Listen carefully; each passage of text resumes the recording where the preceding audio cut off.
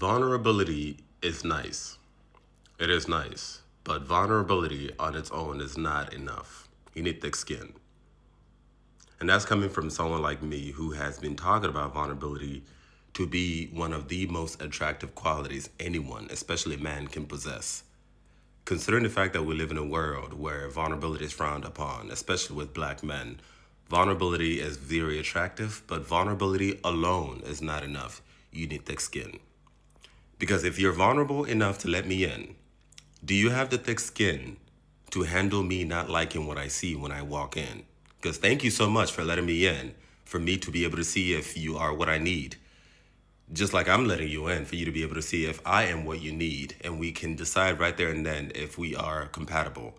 If we are compatible, then yes, we become 1 + 1 = 1.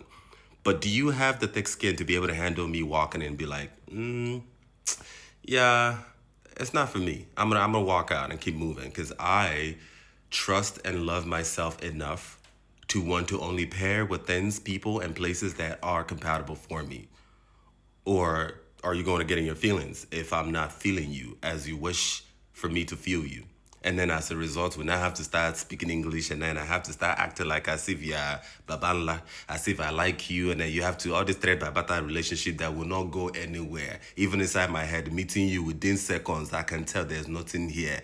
I don't care if it's going to take a few days or a few weeks or a few months or a few years. Eventually, all this thing will put on the ground because there's no solid foundation. Because from the moment that you let me in, I was able to see, yeah, there's nothing here for me. And that's okay. Do you have the thick skin? Because vulnerability on its own is not enough. You need thick skin. Uche, peace and love.